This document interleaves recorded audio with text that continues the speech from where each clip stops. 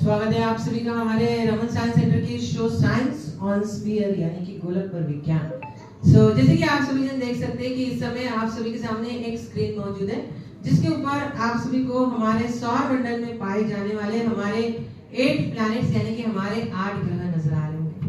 देखिए हमारा जो शो है जिसका नाम है साइंस ऑन स्फीयर यानी कि गोलक पर विज्ञान। इस शो में हम इन्हीं 8 प्लैनेट्स यानी कि इन्हीं 8 ग्रहों के बारे में जानकारी बताते हैं। तो शुरुआत हम करते हैं हमारे सन से यानी कि हमारे सूरज से। वैसे तो सूरज काफी गर्म है और इस समय आप सभी जन सन के काफी नजदीक भी बैठे हैं, तो गर्मी महसूस हो रही है क्या? बहुत ज्यादा। शायद एसी यहाँ पे सन में थोड़ा भारी पड़ रहा है, लेकिन जो एक्चुअल सन हमारे सौर मंडल में है वो तो इतना गर्म है कि कहा जाता है कि सन के सरफेस का टेम्परेचर यानी कि इसकी ऊपरी सतह का तापमान करीब करीब 5000 to 6000 डिग्री सेल्सियस तक पहुंचता है।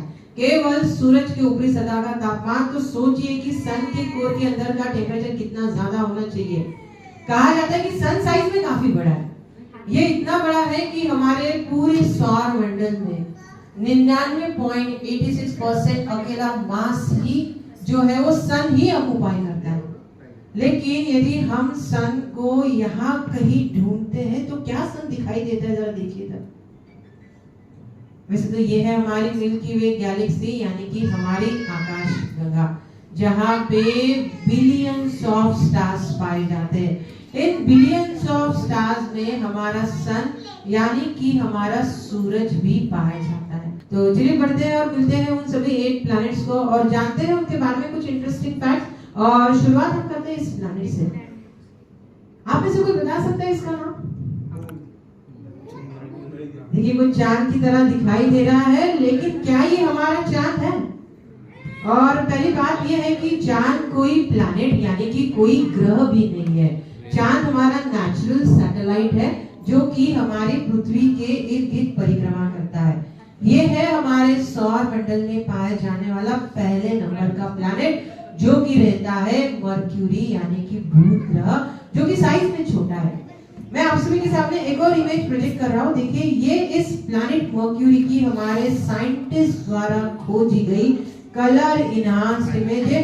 दिन के समय मर्क्यूरी प्लैनेट गर्म रहता है, लेकिन रात के समय मर्क्यूरी प्लैनेट पे टेम्परेचर काफी गिर जाता है और पहुंच जाता है करीब करीब -180 डिग्री सेल्सियस तक।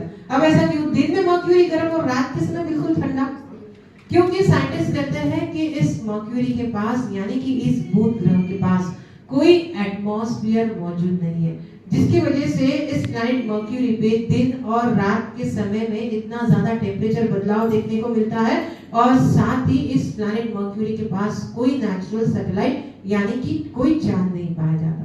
नेक्स्ट हम देखते हैं वीनस यानी कि शुक्र ग्रह को। वैसे तो शुक्र ग्रह को हमारी पृथ्वी की जुड़वा बहन यानी कि twin sister of the earth के नाम से जानते हैं, लेकिन ये प्लैनेट हमारी पृथ्वी से काफी अपोजिट है। ये प्लैनेट हमारे सौर मंडल में सबसे ज्यादा गर्म रहने वाला और सबसे ज्यादा चमकीला प्लैनेट है। आपको इसकी सतह के ऊपर कुछ सफेद धब्बे दिखाई दे रहे होंगे।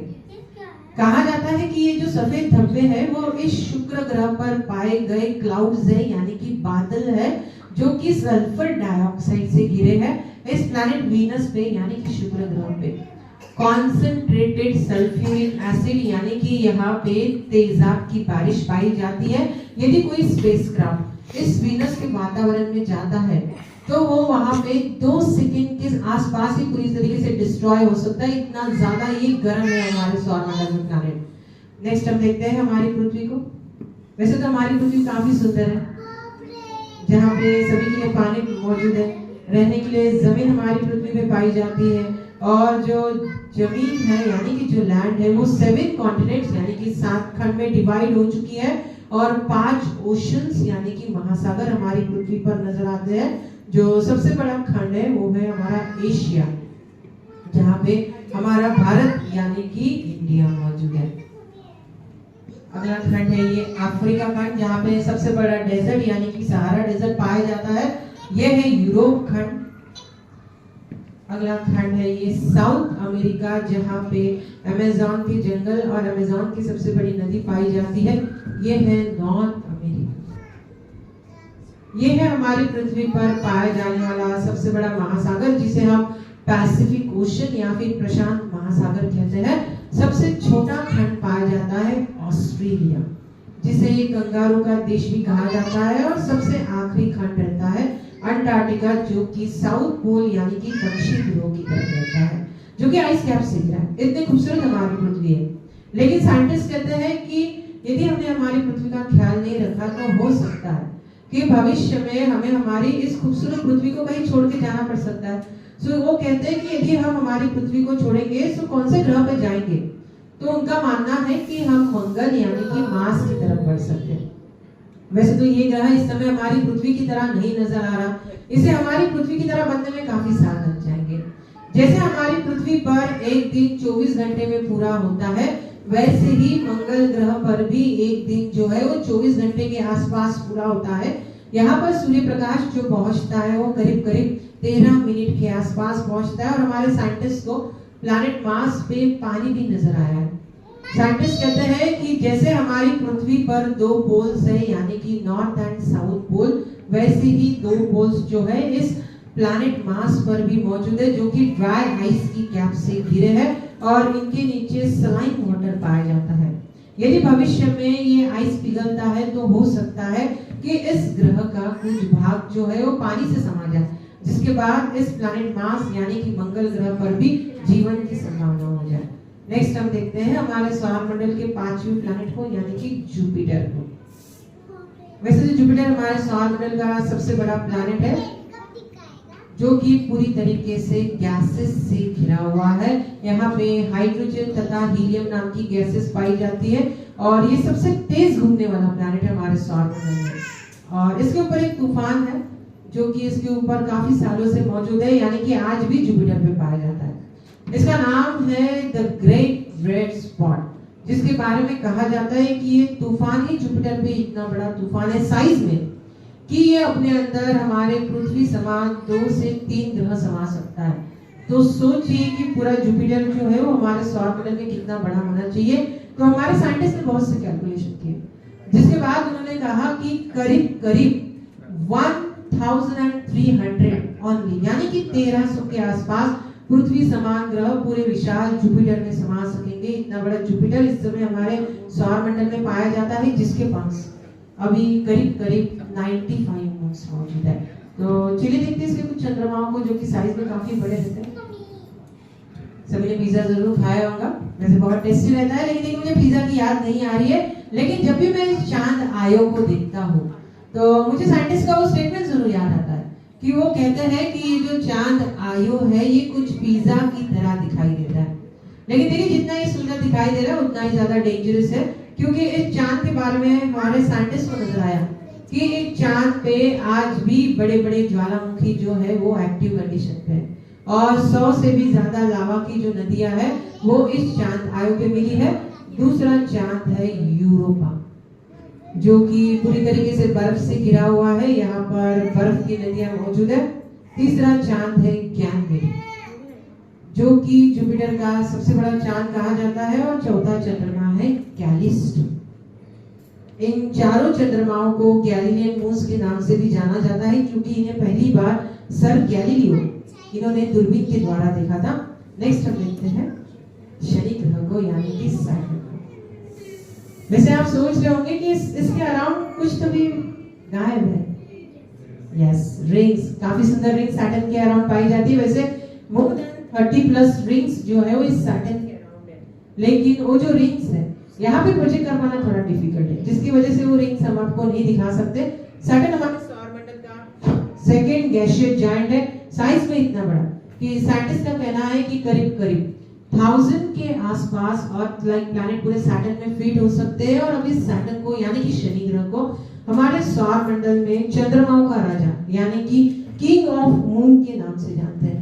सो आप में से किसी को अंदाजा है कि इस समय शनि ग्रह के पास कितने चांद हैं? 28। नहीं सर, 95 तो जुपिटर के पास है। इसके पास तो उससे ज्यादा होने चाहिए। तो साइंटिस्ट कहते हैं कि इस समय शनि ग्रह के पास जो चांद है वो 100 से ऊपर है, लेकिन 150 में 4 से कम है। अब 150 में 4 कम कर दीजिए, आप कितने हो सकते हैं? 146, जो कि करीब करीब 146 चांद जो है वो इस समय इस शनि ग्रह के पास मौजूद है, जो कि सबसे ज्यादा है। नेक्स्ट हम देखते हैं 7वें ग्रह को, यानी कि यूरेनस को, अरुण ग्रह को। वैसे ठंड लगना शुरू हो चुकी है आपको, क्योंकि इस समय हम सभी जन यूरेनस यानी कि अरुण ग्रह से मिल रहे हैं। और ये जो प्लैनेट है ये एक आइस जायंट है और एक गैस जायंट भी है। और ये खास बात कि इस समय ये हमारे सौर मंडल का सबसे ज्यादा कोल्डेस्ट प्लैनेट है। इस प्लैनेट अरुण ग्रह पे यानी कि यूरेनस पे जो टेम्परेचर रिकॉर्ड किया गया है वो करीब करीब -224 डिग्री सेल्सियस, जो कि सबसे ज्यादा है इस समय हमारे सौर मंडल में, जो कि इस प्लैनेट यूरेनस पे मिला है। इसका रीजन यह है कि इस प्लैनेट का जो टिल्टिंग है यानी कि इसका झुकाव अपनी एक्सिस पे कुछ इस तरह करीब करीब 98 डिग्री से है, जिसके कारण बहुत से साइंटिस्ट ने पाया कि इस प्लैनेट यूरेनस पे यानी कि अरुण ग्रह पे सनलाइट जो है उतनी प्रॉपर नहीं जाती, जिसके कारण यहाँ पे टेम्परेचर काफी ज्यादा गिर जाता है, जो कि इस समय इस यूरेनस को हमारे सौर मंडल में कोल्डेस्ट बनाता है। तो चलिए बढ़ते हैं हमारे सौर मंडल के सबसे आखिरी प्लैनेट की तरफ, जो कि रहता है नेपच्यून यानी कि वरुण ग्रह। वैसे वरुण ग्रह भी अरुण ग्रह की तरह ही एक बर्फ से घिरा हुआ है तथा इसके वातावरण में मीथेन, अमोनिया और हाइड्रोजन गैसेस पाई जाती है। लेकिन देखिए एक खास बात है, एक बहुत ही अच्छा पिक्यूलर फीचर है जो कि हमारे साइंटिस्ट को इस प्लैनेट नेपच्यून पर नजर आया। साइंटिस्ट कहते हैं कि इस प्लैनेट नेपच्यून पे यानी कि वरुण ग्रह पे डायमंड्स यानी कि हीरो की बारिश होती है। यहाँ पे डायमंड स्टिल बरस है, डायमंड स्टिल, लेकिन बैड लक उस प्लैनेट का कि उन डायमंड्स को वहां पे कलेक्ट करने के लिए कोई नहीं है। Might be planet is waiting for the astronaut कि कोई भविष्य में इस प्लैनेट पर विजिट करे, लेकिन देखिए कितना भी ये प्लैनेट इंतजार कर ले, इस प्लैनेट पे कोई विजिट ही नहीं कर सकता इंसान। पहली बात कि ये प्लैनेट हमारी पृथ्वी से एक तो काफी ज्यादा दूर है और शायद कोई एस्ट्रोनॉट यहाँ पहुंच सकता भी है, तो हो सकता है उसके साथ क्या होगा। देखिए फिर जैसे हम घर में मिक्सर में मसाले बनाते हैं तो मसाले पूरी तरीके से क्रश हो जाते हैं, पूरी तरीके से चकनाचूर हो जाते हैं, वैसे ही यहाँ पर पहुंचने के बाद किसी एस्ट्रोनॉट की हालत हो सकती है, यानी कि उसकी स्पेसशिप पूरी तरीके से डिस्ट्रॉय हो सकती है। साइंटिस्ट ने पाया कि इस प्लैनेट नेपच्यून पे एटमॉस्फेयर ही इतना डेंजरस है कि इसके वातावरण में जो मीथेन नाम की गैस पाई जाती है, उसके जो कार्बन एटम्स है वो इस प्लैनेट नेपच्यून के खतरनाक दबाव के कारण वहां पे धीरे धीरे कंडेंस्ड होते हैं, और जब वो कंडेंस्ड होते हैं तो क्रिस्टल्स के फॉर्म में इस प्लैनेट नेपच्यून पे डायमंड्स बरसाते हैं, जिसकी वजह से साइंटिस्ट कहते हैं कि इस प्लैनेट नेपच्यून पे यानी कि वरुण ग्रह पे हीरो की बारिश होती है। तो चलिए देखते हैं एक ऐसे मेहमान को जो कि कभी हमारे सौर मंडल में कभी 9 प्लैनेट के रूप से जाना है। तो ये है प्लूटो। 2006 तक प्लूटो को हमारे सौर मंडल का 9th प्लैनेट कहते थे, लेकिन 2006 में इंटरनेशनल एस्ट्रोनॉमिकल यूनियन ने कहा कि प्लैनेट वो है जो कि 3 नियमों को मानता है।